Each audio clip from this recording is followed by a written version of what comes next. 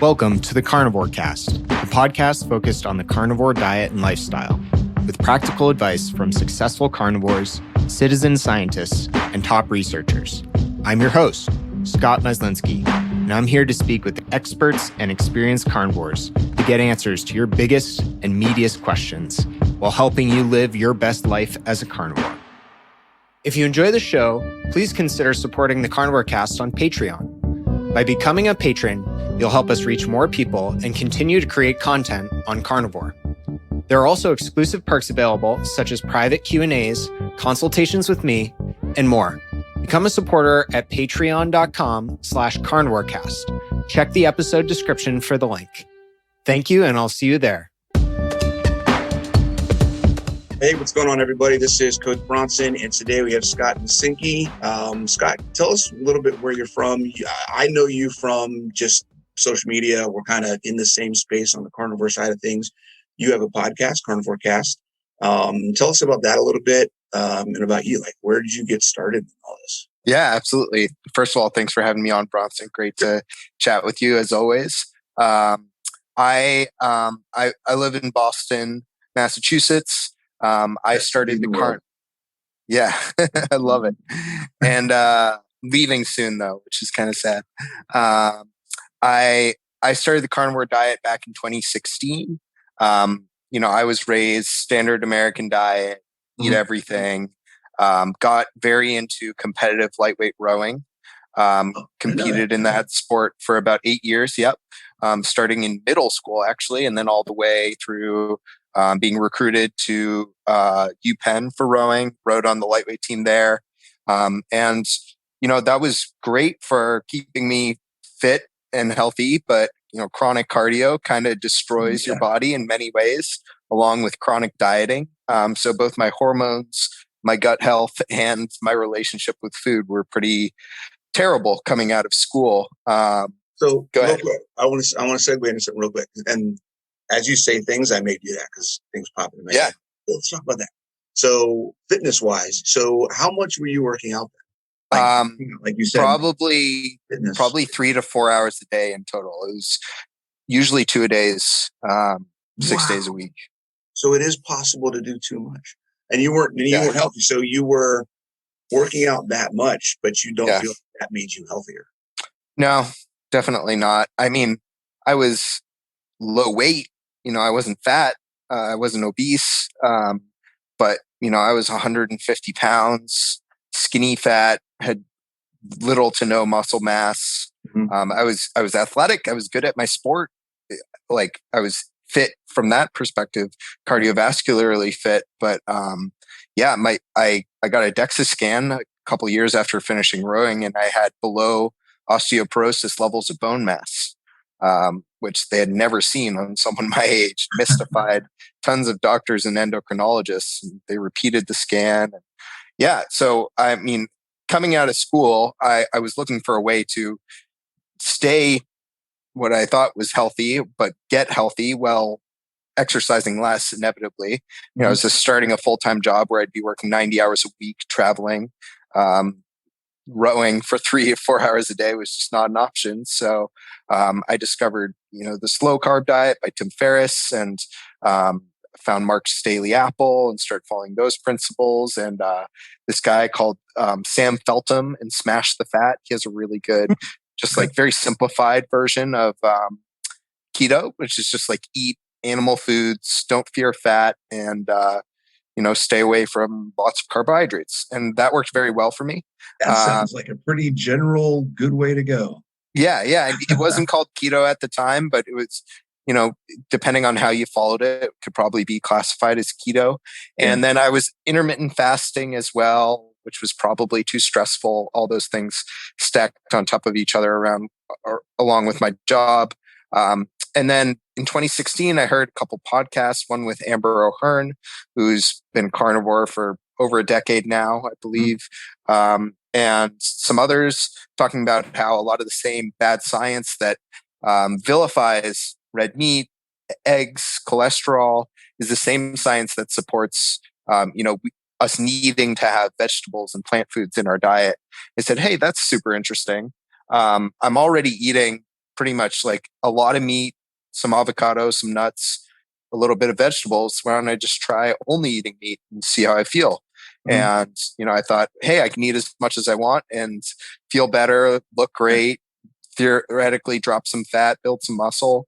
And Sean Baker was actually just discovering carnivore at the same time. It's pretty funny. So it's kind of following along with his experiments. And I did a lot of things terribly wrong, but I still got results. And it still worked fairly well for me. And I stuck to the diet very strictly for 3 years. And along the way, started a podcast called the Carnivore Cast, where I interview both doctors and researchers and experts in nutrition and fitness like yourself, as well as kind of N=1 case studies of people who have overcome Crohn's and depression and obesity and all types of conditions, PCOS, using ketogenic or carnivore style diets.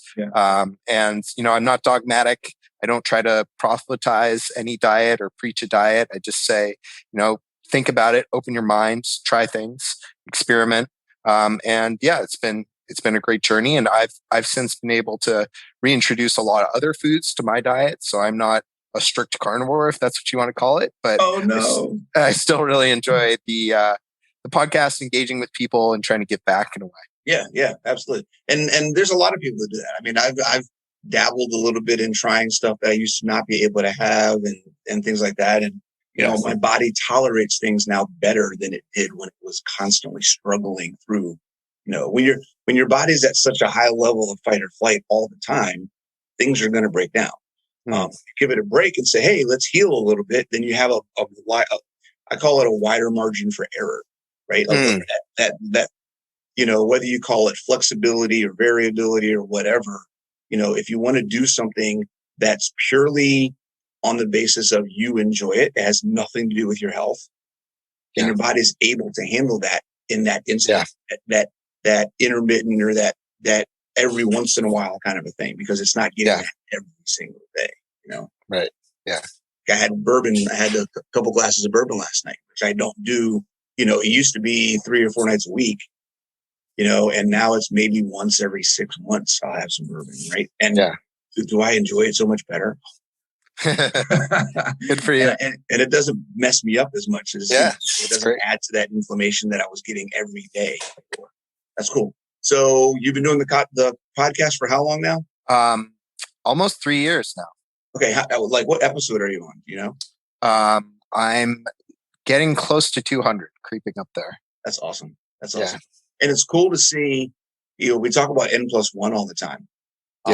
But between the people you've had on your podcast, people I've had on my YouTube channel or just talked to, the network of people that we know, and all of the hundreds of thousands, I would probably say we're probably at the millions at this point, potentially, of people that are doing this to some level. Change their diet to maybe not 100% carnivore, but that they could at least, if they were going to classify themselves, which we'll talk about in a minute, classify themselves as animal-based as opposed to something else. Yeah. Whether it's, processed, standard American, paleo, Whole30, keto, whatever, where prioritizing that animal meat, that animal food, is something that has made a dramatic difference. Yeah, I like that. N+1 quickly becomes, N plus, to a factor of whatever. I'm not a mathematician, so I don't know what that factor would be. I think it's awesome. At what point do you get enough stories, enough anecdotal evidence that you have to stop for a second and say, wait a second, regardless of what I believe, which I'm going to say believe way too many times here in the same sentence. I'm a firm believer that belief shouldn't be a part of the nutrition or health process. Because belief is based on faith, not on fact. Yeah. Right. So an understanding of, a conviction of, there's other words but when someone says, well, I don't believe in that, well, you shouldn't. We're not talking about religion here. We're talking about science and what actually works in your body. So I'm talking about belief when we talk about it. Some people try to treat it like it's a religion, and you should only believe and not look for facts. Right. So you started. Now you said something a second ago. You said you did it all wrong. What did you mean by that? Yeah. So when I started the diet, there weren't all these resources out there about how to start a carnivore diet, how to eat carnivore, carnivore 101, carnivore basics. So I made a lot of mistakes. I ate a lot of only ground beef, no steaks, and I ate all the drippings from the beef. I thought it was good to get as much fat as possible. Sure. And that made me have a lot of stomach issues downstream Really? eventually. Yeah. Most people I find can't handle large amounts of rendered fat, um, which is any form of liquid fat, meaning butter, tallow, ghee, um, lard, etc. And so I was fine like during the day and after my meals, but like late at night, I would, in the middle of the night, far away from eating, I would get really bad bloating and belching, which was really uncomfortable. That's interesting. Okay. Yeah, and also I was combining it with intermittent fasting, and that probably wasn't necessary. Like for someone as lean as I was and as like stressed and high strung and working a very stressful job, it probably wasn't a great idea to add an additional stressor through fasting. And so I would like basically fast and drink some coffee and some green tea, which I later cut out all caffeine. But I would have a huge meal at lunch and then a huge meal at like 8 o'clock. And then I would like sweat all night and be uncomfortable because I'd eaten this huge meal. Right. Which in I'm trying to work and digest and sleep and rest at the same time. This isn't working. Yeah. Exactly. So, I could have, if I could go back, I would have been like, eat some more steaks, don't eat all the rendered fat, maybe, eat a big breakfast, have smaller meals closer to bed, think about whether you really need to fast, maybe cut down the caffeine a little bit, include some eggs and some more diverse foods so that, you don't get sick from eating undercooked ground beef, which happened to me a couple times. This episode is brought to you by Electrolytes. We know that salt, potassium, and magnesium are essential minerals, especially for those on carnivore, keto, and low-carb diets to relieve hunger, dizziness, cramps, headaches, and keep so many of your bodily processes running optimally, including sleep, brain and mental health, hormonal health, your heart, immunity, and more. Electrolytes are convenient, evidence-based, and delicious. My wife and I have been using LMNT for years, every single day. They're great for fueling hard workouts, getting adapted and beating keto flu, fasting, traveling with them, and kickstarting your day with energy. They're used by Navy SEALs, Olympic weightlifters, jiu-jitsu athletes, and everyday people who want to make themselves better, like you and me. They're also founded by superhero Rob Wolf. LMNT is offering free, that's right, free people, LMNT sample packs to Carnivore Cast listeners. All you have to do is pay for shipping. Go to drinklmnt.com/carnivorecast to claim this awesome deal. That's drinklmnt.com/carnivorecast, one word, and I'll include a link in the show notes. You've been doing this since 2016. When was the last time you had blood work done? I had blood work done a couple weeks ago. Okay, cool. And how did that come out? Yeah. Great. Yeah. So my C-reactive protein is rock bottom, so I don't have inflammation. Fasting glucose is like 80, which is pretty good. My triglycerides have consistently been in like the 30s or 40s. They're very low. And then my HDL is usually like 65-ish. Okay. 2 to 1. That's good, man. That's nice. Yeah. And then all my hematocrit and phlebotomy is good. What's your total cholesterol? Total cholesterol? So it's weird. When I mentioned that I did strict carnivore for 3 years and then I've reintroduced foods. When I was strict carnivore, it was higher. I think it was like 200. So my LDL was at the high end.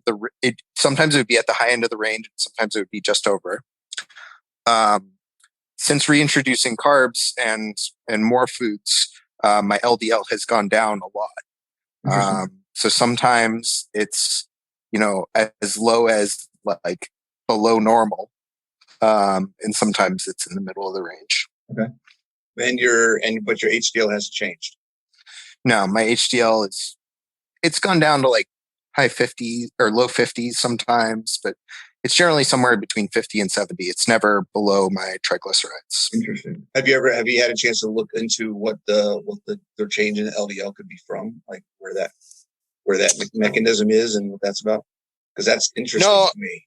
I'm not sure because I mean LDL. So what's really interesting, there's this really interesting chart. I can try to find it online, which shows the relative risk of high LDL alone versus, or I guess the risk would be having low LDL. Right. Low LDL alone or I'll start over.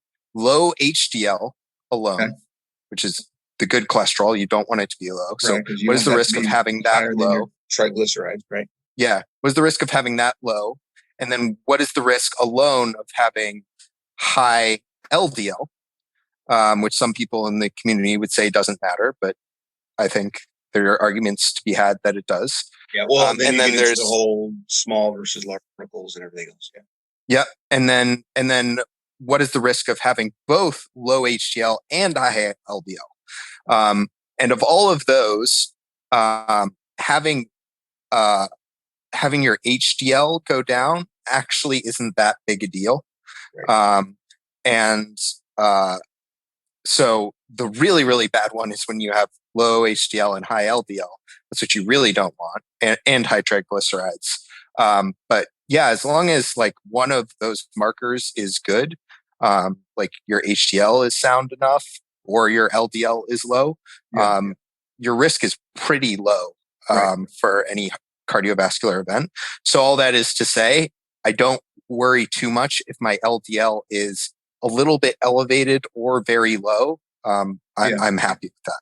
Yeah, and the other thing that a lot of people don't think about is if your inflammation markers are low, then you're probably doing pretty good as well, right? Because not the whole purpose, but a big part of the role cholesterol plays is in fighting inflammation. Yeah. So if your markers are good, number one, your LDL is low as well as your HDL and your triglycerides are high. If your triglycerides are high, then you probably have a correlating higher level of C-reactive or whatever other inflammation markers. Yeah.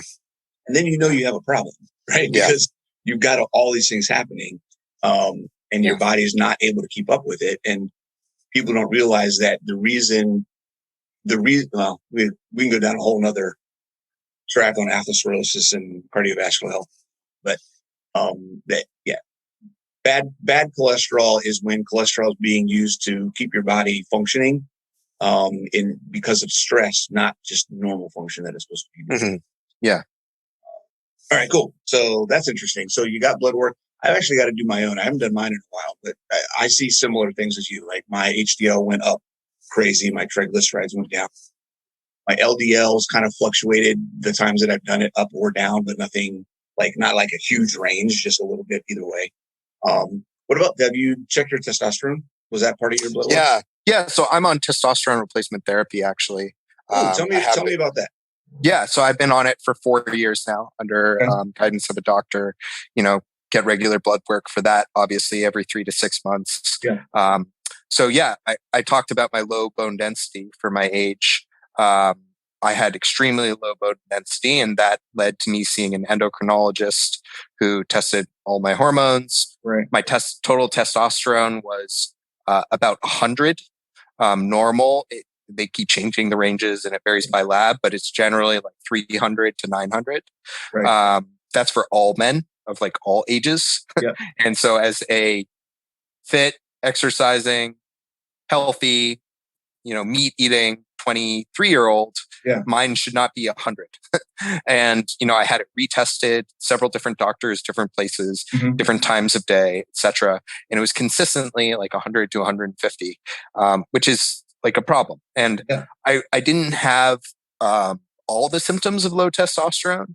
I had some of them, like a very low mood, very poor ability to put on muscle.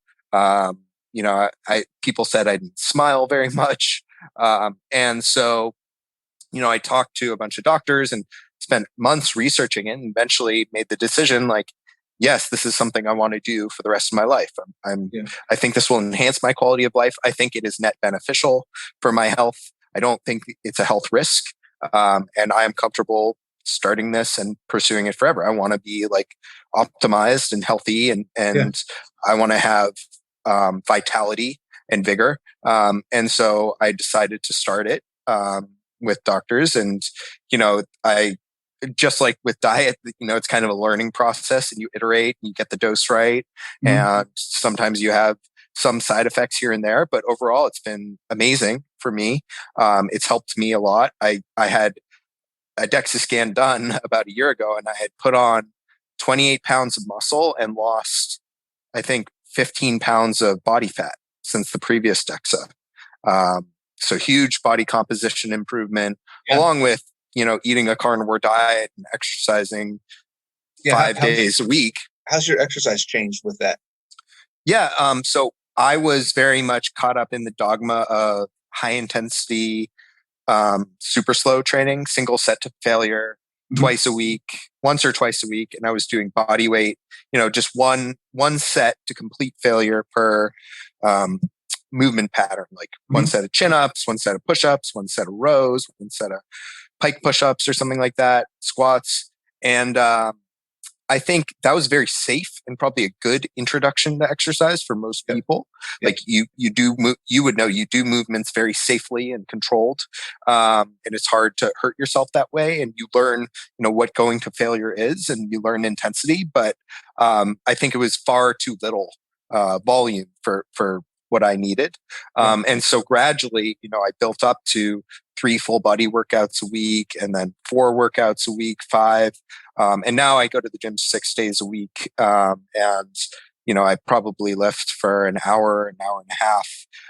And I walk 15,000 steps a day with my dog. So it's built up a lot. Yeah. But that's kind of been my journey through it. Okay, cool. So you're working out 5-6 days a week, and you're getting some 15,000 steps a day. That's pretty good, man.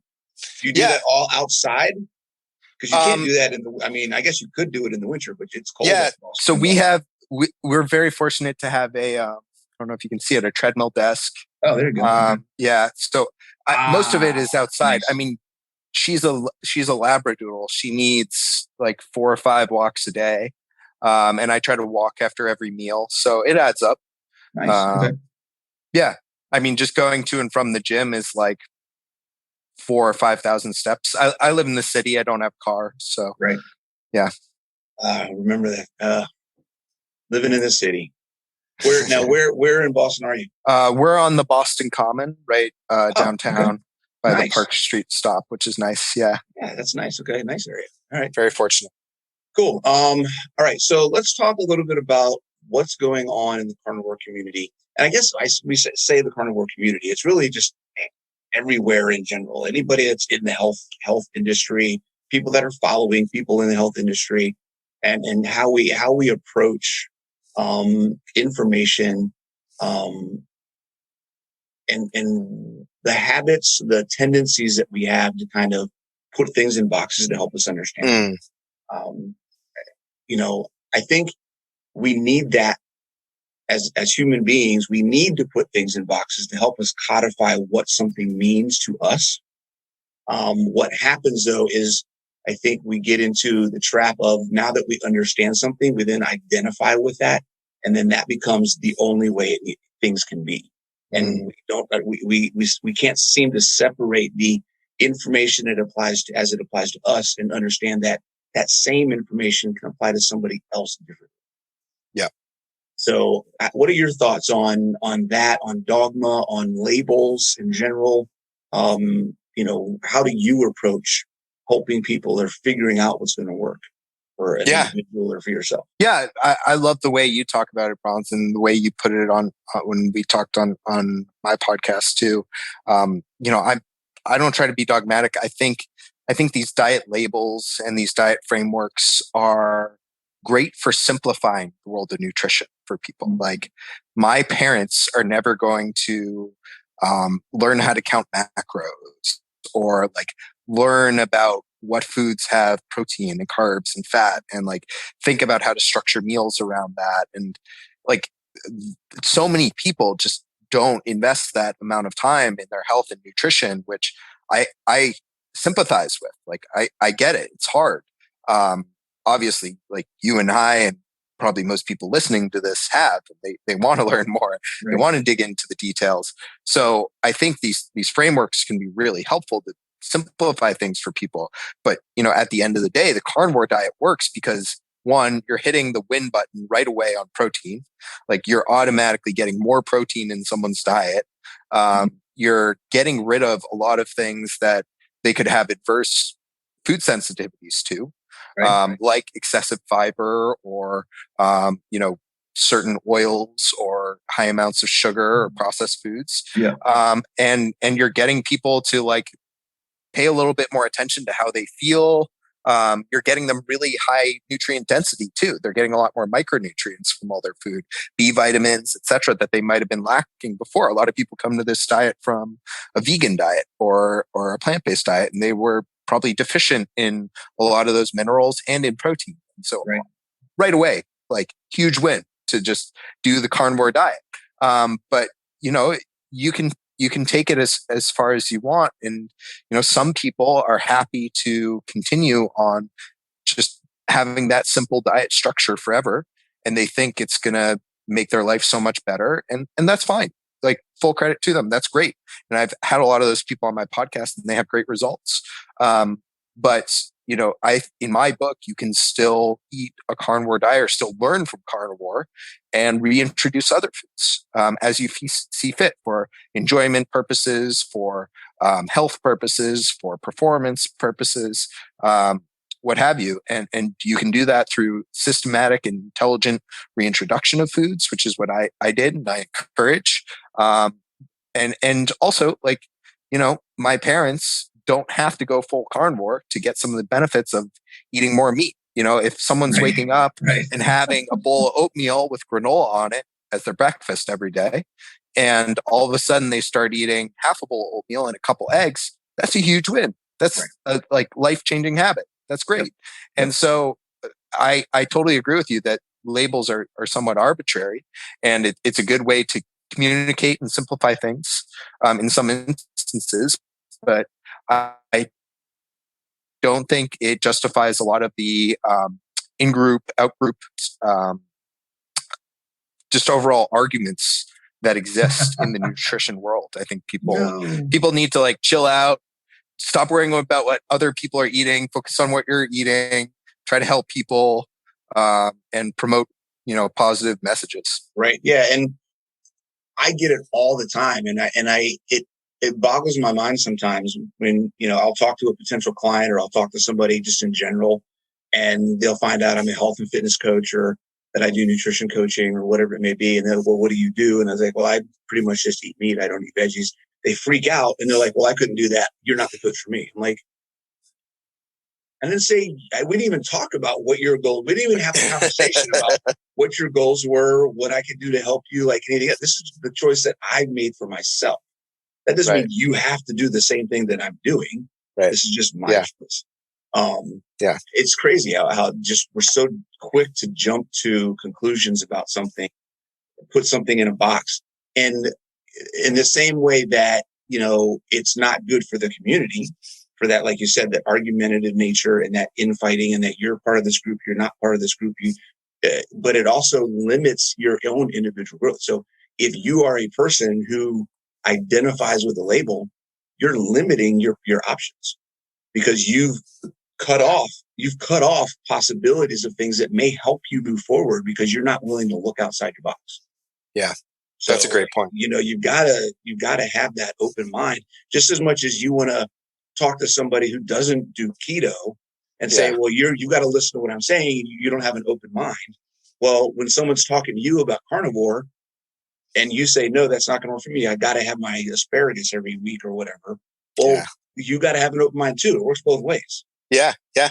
Absolutely. So, How do you approach that with people who come to you and are like very much stuck in those boxes? They're like, I did keto. I did South Beach. I did this. I did that. And like, I did vegan, and now I want to do carnivore. Carnivore is the only thing that will work for me. Can you teach me carnivore? How do you approach that conversation? I try to approach all my conversations initially with, obviously, number one, what is your goal? What are you trying to accomplish? Yeah. Is it health? Is it body composition? Is it performance? Is it strength? Is it whatever it may be? And then secondly, it's talking about what is the core of nutrition, because the core of nutrition has nothing to do with macros, right? And I'll say that again. The core of good nutrition has nothing to do with macros. The core of good nutrition has to do with nutrition. Yeah. Right? Nutrient density. You said it a second ago. It's all about nutrient density. And then from there, it's about sustainability. So if you focus on nutrient density, then the sustainability aspects are being satiated when you eat. So you don't have to feel like you have to snack. You don't feel like you have to binge. Every meal that you eat, you feel full and satisfied. And then from there, it's bioavailability. Am I getting the nutrition that I'm eating? Is my body actually absorbing it? Yeah. Right. So if you have those things, you can play around with all sorts of combinations of foods. And that includes plant-based foods. It doesn't always have to be just animal. That's my choice. That's your choice for the most part. That's a lot of people's choice. For me, it's more, I'm lazy. I don't like a lot of cooking. It's easy for me to cook up a pound of meat and just eat it. And I have found that it's just, it works for me. I don't miss veggies. Yeah. So I don't need that I don't have that mental connection to vegetables in order to enjoy my food. Yeah. So where a lot of people are like, I can't live. I had a guy tell me last night, like, I can't live without at least some rice every day. I'm like, okay, then have, half a cup of rice every day. Like, find some amount that works for you. But like you said, instead of having some rice in the morning, some oatmeal in the morning, some rice at lunch, some rice at dinner, maybe cut out one of those servings of rice and throw on another 6 ounces of meat or something. Make a small change that just moves you in the direction of being healthy. Yeah, I love that. Yeah, it's crazy like that. Tell me a little bit about some of the stories that you've heard. Right, you got 200 episodes. Yeah. What are some of the more impactful experiences that you've had? If you can think of any off the top of your head, in the podcast, people that have changed their life, or just to have good stories that you can kind of share. Yeah. I mean, go listen to your episodes. It never ceases to amaze me. Again, we just talked about how not to be dogmatic and how, carnivore is not the be all end all. And I would never call it a magic pill, but it is remarkable the amount of people who have had success overcoming such various chronic conditions with it. So I'd say that on a macro level just continues to amaze me. But what I find personally the most fascinating is often the mental side. People who are coming from history of depression, of anxiety, of addiction even, and not just food addiction, but other forms of addiction as well, drug, alcohol. And they've tried many different things, prescriptions, doctors, interventions, therapies, but carnivore just seems to open things up for them. It seems to calm their mind, make them feel less addictive, less reactive. Brett Lloyd, he suffered from he suffered from major depression for decades and probably tried every pharmaceutical antidepressant there is. And, he tried, weed, he tried CBD, he tried everything and had minor relief from some of it, but carnivore is the only thing that's granted him, real relief. And, he wakes up every day with a smile now and he's like one of the happiest people ever right now. Yeah, it's incredible. And he's helping so many people. And that I find even more remarkable than some of the physical transformations. Not to say they aren't impressive at all, or to discredit them. But yeah, I think the mental side really fascinates me. Yeah, that's awesome. Okay. It's the whole, and this is one of the things where, there's probably so many different segues and rabbit holes we can get into when we talk about the carnivore diet or diet in general, and do calories matter, and it's about hormones and quality of food, and all these other types of things. But I think the hormone aspect is probably one of the biggest things that people forget to talk about. And when they get into these arguments about calories and what diet and et cetera, okay, that is all that stuff is great, right? Have as many arguments as you want, modify your data to make it say what you want it to say. The hormone thing, I don't think anybody can escape that. Yeah. If you break things, if you stop talking about calories, if you stop talking about macros, if you stop talking about even food quality, you start talking about how does the food affect your hormones. That balance, that takes all that other bull crap into the discussion out of the way. Yeah. And because that controls everything. That controls your mental health. That controls your bodily function. So many different things. Yeah, that's a great point. If I was at a point in my life where I wanted to start a medical degree, like I would be like, I want to go figure out and become. Yeah. To me, that's where everything just kind of comes together. Yeah, it's fascinating. Yeah, and you're absolutely right. It's I really like the point you made around sustainability, just like not leaving meals feeling like, oh man, when's my next food? Or, feeling like you have to reach for snacks. Cause that is not just like tough physically, but that's like consuming your entire headspace. That's preventing you from doing other things. If you're thinking about food all the time between meals, like how can you work? How can you create? How can you love? How can you enjoy yourself? So I think that's absolutely crucial. Yeah, I'm gonna write that quote down. That's good. I gotta mark that. That's gonna be in the show notes. Nice. What time are you? We're at about 33 minutes. Okay. Awesome. So your website is carnivorecast.com? Yes. Okay. And you got Instagram, podcast, or Facebook? You're on Facebook? Yep.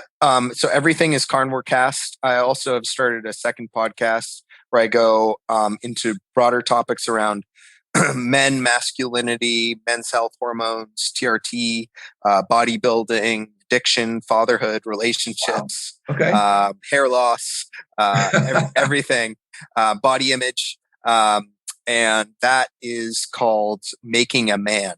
So it's makingaman.co website, or you can find Making a Man Pod on Instagram. I'm on YouTube, everything. So there's Carnivore Cast and there's Making a Man. So the Making a Man stuff, what's the driver behind that? Yeah. I'm getting close to 30. And I just find myself wrestling with and thinking about a lot of these topics more and, wanting to learn from people I consider role models and father figures, either people who, have eclectic experiences across all of these things, like, folks like Danny Vega, who's into philosophy and bodybuilding and food and fatherhood and relationships, or people who are more so experts. Like I had Dr. Jeff and Dr. Mike and Jeff Whitmer on, who run a TRT clinic in St. Louis. They were on Mark Bell's Power Project. I had Chris Bell on talking about addiction. I love diving into these topics a little bit deeper. I'm still doing Carnivore Cast, but want to expand. Still trying to kind of find my voice with that, but it's been fun.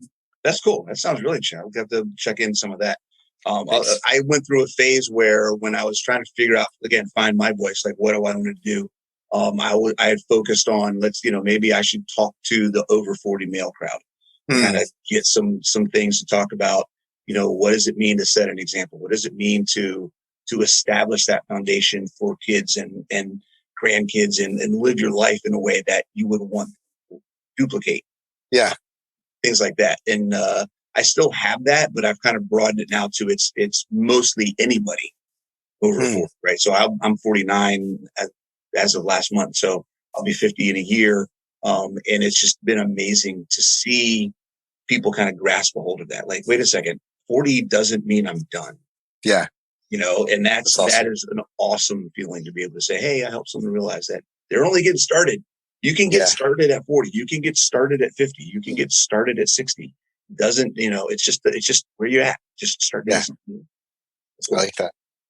Awesome, man. Well, I appreciate you coming on. This is Thanks. A lot of good information. I think it's definitely a primer for people who may not have heard of you, which everybody's heard of you, right? To kind of go check out your stuff. And, I have a private Facebook group. This will go in there. And then after a week or so, I'll kick it up on the YouTube channel and everyone will get a chance to see it there. Awesome. Thanks, Bronson. Appreciate you being on. Really appreciate it. Yeah. Have a good one. If you enjoy the show, please consider supporting the Carnivore Cast on Patreon. By becoming a patron, you'll help us reach more people and continue to create content on Carnivore. There are also exclusive perks available, such as private Q&As, consultations with me, and more. Become a supporter at patreon.com/carnivorecast. Check the episode description for the link. Thank you, and I'll see you there. Thank you for listening to this episode of the Carnivore Cast. If you enjoyed this episode, please review on iTunes. It really helps us out. And share it with a friend. What questions would you like answered, or who would you like to hear from in the carnivore research community? You can find me on Twitter, Instagram, and Facebook at CarnivoreCast, or go to carnivorecast.com. You can also email me at info@carnivorecast.com. I'd love to hear from you. Until next time, keep it carnivore.